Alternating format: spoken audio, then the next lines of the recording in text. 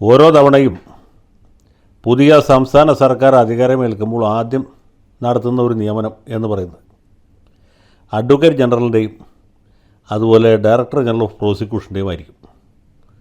അതിപ്പോൾ V D സതീശൻ്റെ സമയത്ത് മാത്രമല്ല, ഉമ്മൻചാണ്ടിയുടെ സമയത്തും പിണറായി വിജയൻ്റെ സമയത്തും വി എസിൻ്റെ സമയത്തും നയനാരുടെ സമയത്തും ഒക്കെ അങ്ങനെയാണ് പതിവ്. പണ്ട് സി അച്യുതമേനോൻ്റെ സമയത്ത് അതിൽ ചെറിയൊരു വ്യത്യാസം ഉണ്ടായിരുന്നു. കാരണം മുൻ EMS സർക്കാർ നിയമിച്ച MM അബ്ദുൽ ഖാദറിന് അഡ്വക്കേറ്റ് ജനറലായിട്ട് തുടരാൻ അനുവദിച്ചു. അച്യുതമേനോൻ്റെ കാലശേഷം K കരുണാകരൻ വന്നപ്പോഴും അതിന് വലിയ മാറ്റം ഉണ്ടായില്ല. പിന്നീട് ആൻ്റണിയുടെ സമയത്തും അബ്ദുൽ ഖാദർ തന്നെ തുടർന്നു. കാരണം അത് ഒരേ സർക്കാരിൻ്റെ തുടർച്ചയായിരുന്നു. അബ്ദുൽ ഖാദറാണെങ്കിൽ CPM-നും അതുപോലെ മുസ്ലിം ലീഗിനും മറ്റ് ഘടകകക്ഷികൾക്ക് എല്ലാവർക്കും ഒരുപോലെ സ്വീകാര്യനായിട്ടുള്ള വ്യക്തിമായിരുന്നു. അതുകൊണ്ടാണ് അദ്ദേഹത്തിന് തുടരാൻ കഴിഞ്ഞത്. പിന്നീട് ആ ഒരു രീതി മാറി. CK ശിവശങ്കര പണിക്കർ കേരളത്തിൽ അഡ്വക്കേറ്റ് ജനറലായിട്ട് വന്നു. അടുത്ത നയനാരുടെ സർക്കാർ വന്നപ്പോൾ അദ്ദേഹം രാജിവെച്ചു. K Sudhakaran advocate ജനറലായി.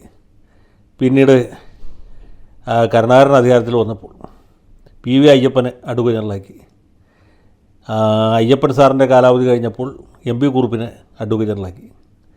അത് കഴിഞ്ഞ് വീണ്ടും LDF വന്നപ്പോൾ K സുധാകരനെ പുനർനിയമിച്ചു. അങ്ങനെയാണ് അതാത് കാലത്ത് മുഖ്യമന്ത്രിമാർക്ക് വ്യക്തിപരമായിട്ട് വിശ്വാസമുള്ള ആളുകളെയാണ് പിൽക്കാലത്ത് അഡ്വക്കേറ്റ് ജനറലിൻ്റെ പോസ്റ്റിൽ അവരോധിച്ചിരുന്നത്. അതിന് ഏറ്റവും വലിയ ഉദാഹരണം കോൺഗ്രസ്സുകാരനല്ലെങ്കിലും ഉമ്മൻചാണ്ടി അഡ്വക്കേറ്റ് ജനറലായിട്ട് നിയമിച്ചത് KP ദണ്ഡപാണിയായിരുന്നു. ദണ്ഡപാണി കോൺഗ്രസ്സുകാരനായിരുന്നില്ല, കോൺഗ്രസ് ചിന്താഗതിക്കാരൻ പോലും ആയിരുന്നില്ല. ഉമ്മൻചാണ്ടിക്ക് വിശ്വാസം ദണ്ഡപാണിയായിരുന്നു. ദണ്ഡപാണിയാണെങ്കിൽ ഈ രംഗത്ത് കഴിവും പ്രാഗൽഭ്യവും തെളിയിച്ച ഒരു സീസൺഡ് ലോയറായിരുന്നു. അതുപോലെ VS അച്യുതാനന്ദൻ മുഖ്യമന്ത്രി ആയിരിക്കുമ്പോൾ അദ്ദേഹത്തിന് ഇവിടെ ഏറ്റവും പ്രഗത്ഭനായ CPM അഭിഭാഷകനായിട്ട് MK ദാമോദരൻ ഉള്ളപ്പോഴും CP സുധാകരപ്രസാദിനെയാണ് നിയമിച്ചത്. കാരണം പ്രസാദിനെയായിരുന്നു അച്യുതാനന്ദന് വ്യക്തിപരമായിട്ട് വിശ്വാസം. പ്രസാദ് തനി CPM-കാരനല്ലെങ്കിലും CPM അനുഭാവിയാണ്, പുരോഗമന ചിന്താധികാരനാണ്. പിണറായി വിജയൻ്റെ ആദ്യത്തെ സർക്കാർ വന്നപ്പോഴും പ്രസാദ് സാറിനെ തന്നെയാണ് കണ്ടിന്യൂ ചെയ്യാൻ അനുവദിച്ചത്. വീണ്ടും രണ്ടാം പിണറായി സർക്കാരിലും CP സുധാകരപ്രസാദ് തന്നെ ആയിരിക്കും അഡ്വക്കേറ്റ് ജനറൽ എന്ന് എല്ലാവരും വിചാരിച്ചു. കാരണം ഒന്നാം പിണറായി സർക്കാരിൻ്റെ തുടർച്ചയാണല്ലോ രണ്ടാം പിണറായി സർക്കാർ. പക്ഷേ എന്തോ കാരണവശാൽ പിണറായി വിജയൻ അദ്ദേഹത്തിൻ്റെ മനസ്സ് മാറ്റുകയും CP സുധാകരപ്രസാദിൻ്റെ രാജി ചോദിച്ചു വാങ്ങിക്കുകയും തൽസ്ഥാനത്ത് K ഗോപാലകൃഷ്ണക്കുറുപ്പിനെ നിയമിച്ചു. ഗോപാലകൃഷ്ണക്കുറുപ്പും പ്രഗത്ഭനായ അഭിഭാഷകനാണ്. മാർക്സിസ്റ്റ് നേതാവ് സുരേഷ് കുറുപ്പിൻ്റെ സഹോദരനുമാണ്. ഈ സർക്കാർ വരുന്ന സമയത്ത് തെരഞ്ഞെടുപ്പ് ഫലം വരുമ്പോൾ തന്നെ ഗോപാലകൃഷ്ണക്കുറുപ്പ് രാജിവെച്ചു. പുതിയ ആളെ നിയമിക്കേണ്ട സമയമായി. പൊതുവേ ആളുകൾ വിചാരിച്ചിരുന്നത് ജോർജ് പൂന്തോട്ടമായിരിക്കും പുതിയ അഡ്വക്കേറ്റ് ജനറൽ എന്നാണ്. ചിലരെങ്കിലുമൊക്കെ S ശ്രീകുമാറിനെയും പ്രതീക്ഷിച്ചു. ശ്രീകുമാർ അങ്ങനെ കോൺഗ്രസ്സുകാരനല്ല, പക്ഷേ ഹൈക്കോടതിയിലെ അതിഗംഭീരനായ ഒരു അഭിഭാഷകനാണ്. സിവിലും ക്രിമിനലും ഭരണഘടനാപരമായ കേസുകളുമൊക്കെ എന്തിനും പോകുന്ന ആളാണ്. സകലകലാവല്ലഭൻ എന്ന് പറയും. അത്രയും പ്രഗത്ഭനാണ്. മാണി സാറിൻ്റെ വക്കീലായിരുന്നു, MM മണിയുടെ വക്കീലായിരുന്നു. VS ശിവകുമാറിന് വേണ്ടിയിട്ടും വാദിച്ചിട്ടുണ്ട്. മറ്റ് പല പ്രമുഖന്മാർക്ക് വേണ്ടിയും വാദിച്ചിട്ടുണ്ട്. പ്രൊഫഷണലാണ് പുള്ളിക്ക്, രാഷ്ട്രീയമൊന്നുമില്ല. കോൺഗ്രസും കമ്മ്യൂണിസ്റ്റും മാർക്സിസ്റ്റും BJP എല്ലാം പുള്ളിക്ക് തുല്യമാണ്. നമ്മുടെ പരിശുദ്ധ കാതോലിക്ക ബാബയുടെയും വക്കീലാണ്. അത്രയും പ്രാഗൽഭനാണെന്ന് പറഞ്ഞാൽ പിന്നെ കൂടുതൽ വിശദീകരണത്തിൻ്റെ ആവശ്യമില്ല. അദ്ദേഹം ആയേക്കാം എന്ന് ചിലരെങ്കിലും വിചാരിച്ചു. പക്ഷേ സംഭവിച്ചത് ഇവരാരും പ്രതീക്ഷിക്കാത്ത ഒരാളാണ്. അത് K ജാജു ബാബു ആണ്. ജാജു ബാബു ആദ്യം VN അച്യുതക്കുറുപ്പിൻ്റെ ജൂനിയറായിട്ടാണ് എറണാകുളത്ത് പ്രാക്ടീസ് തുടങ്ങിയത്. കോട്ടയം സ്വദേശിയാണ് അദ്ദേഹം. പിന്നീട് KP ദണ്ഡപാണിയുടെ കൂടെയായിരുന്നു.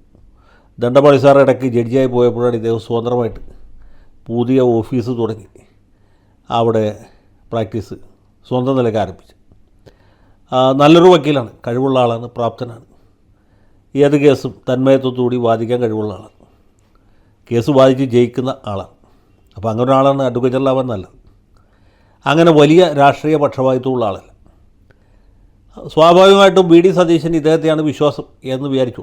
അതുകൊണ്ടാണ് നേരത്തെ പറഞ്ഞ പേരുകളൊക്കെ ഒഴിവാക്കി ഇദ്ദേഹത്തെ നിയമിച്ചത്. കൂട്ടത്തിൽ ഡയറക്ടർ ജനറൽ ഓഫ് പ്രോസിക്യൂഷനായിട്ട് നമ്മുടെ T അസഫ് അലിയെ നിയമിച്ചു. അസഫ് അലി കോൺഗ്രസ്സുകാരനാണ്, സാക്ഷാൽ കോൺഗ്രസ്സുകാരനാണ്, തലശ്ശേരിക്കാരനാണ്. അദ്ദേഹം തലശ്ശേരിയിൽ മുമ്പൊരിക്കൽ EK നയനാർക്കെതിരായിട്ട് മത്സരിച്ചിട്ടുണ്ട്. അപ്പോൾ അദ്ദേഹത്തെ നിയമിച്ചാലും നമുക്ക് അസാംഗത്യം ഒന്നും കണ്ടെത്താൻ കഴിയില്ല.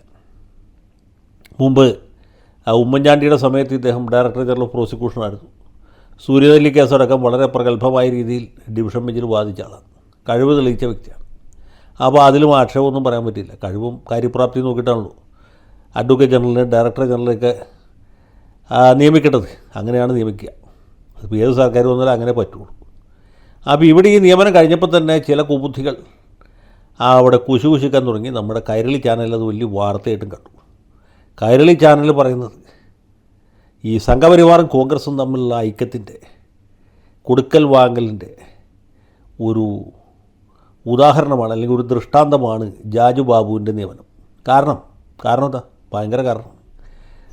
മുൻ ഗവർണർ ആരിഫ് മുഹമ്മദ് ഖാൻ്റെ നിയമോപദേശകനായിരുന്നു ഈ അഡ്വക്കേറ്റ് ജാജു ബാബു. സംഗതി ശരിയാണ്, ഒറ്റക്കേൾവിയിൽ സംഗതി കൃത്യമാണ്. അപ്പോൾ ഇതെങ്ങനെ സംഭവിച്ചു എന്ന് ചോദിച്ചാൽ അതിന് കുറച്ച് കഥ പുറകിലേക്ക് കൊണ്ടുവരും. കേരള സർക്കാരിന് കേരളത്തിലെ ഗവർണർക്ക് സ്വന്തമായിട്ടൊരു നിയമോപദേഷ്ടാവും മുമ്പ് ഉണ്ടായിരുന്നില്ല. ഇങ്ങനെയുള്ള വിഷയങ്ങൾ എന്തെങ്കിലും നിയമപ്രശ്നങ്ങളൊക്കെ വരുമ്പോൾ അഡ്വക്കേറ്റ് ജനറലിനോടാണ് ഉപദേശം തേടിയിരുന്നത്. അതിനൊരു മാറ്റം വന്നത്, അതിനൊരു സാഹചര്യമുണ്ട്. RS ഗവായ് എന്ന് പറഞ്ഞ ഒരു ഗവർണറുണ്ടായിരുന്നു. അദ്ദേഹത്തിൻ്റെ മകനാണ് പിൽക്കാലത്ത് സുപ്രീം കോടതി ചീഫ് ജസ്റ്റിസായി തീർന്ന BS Gavai. RS Gavai republican പാർട്ടിക്കാരനാണ്. UPയുടെ ഒരു ഘടകകക്ഷിയായിരുന്നു റിപ്പബ്ലിക്കൻ പാർട്ടി. മുതിർന്ന നേതാവ് എന്ന നിലയ്ക്ക് ഇദ്ദേഹത്തെ കേരളത്തിൽ ഗവർണറായിട്ട് നിയമിച്ചു. അങ്ങനെ അദ്ദേഹം ഗവർണറായിരിക്കുമ്പോഴാണ് വിഖ്യാതമായ ലാവലിംഗ് കേസ് ആടിക്കുലുങ്ങി ഇദ്ദേഹത്തിന് മുമ്പിൽ വരുന്നത്. ഗവർണറാണ് പ്രോസിക്യൂഷന് അനുമതി കൊടുക്കേണ്ടത്. ഗവർണർ ഏത് രീതിയിലുള്ള തീരുമാനം കൈക്കൊള്ളണം എന്ന് സംസ്ഥാന സർക്കാർ ഉപദേശിച്ചു. സംസ്ഥാന സർക്കാർ അന്നത്തെ അഡ്വക്കേറ്റ് ജനറലിനെ കൊണ്ട് ഗംഭീരമായ ഒരു ലീഗൽ ഒപ്പീനിയനൊക്കെ കരസ്ഥമാക്കി അത് ഗവർണർ മുമ്പിൽ അവതരിപ്പിച്ചു.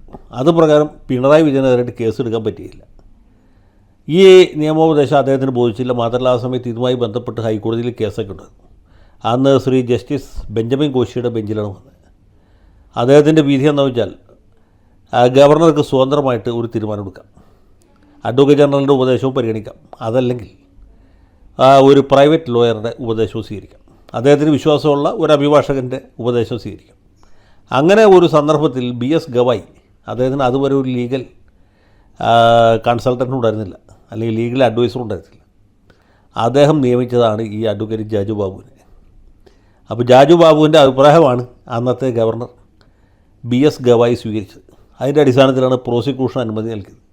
അന്ന് മുതൽക്ക് ഗവർണറുടെ നിയമോപദേഷ്ടാവ് എന്നൊരു തസ്തിക സൃഷ്ടിച്ച് അദ്ദേഹത്തെ അവിടെ നിയമിക്കുകയാണ് ചെയ്തത്. നിയമിച്ചു എന്ന് പറയാമോ എന്ന് എനിക്കറിയില്ല. അദ്ദേഹത്തെ എൻഗേജ് ചെയ്യുകയാണ് ചെയ്തത്.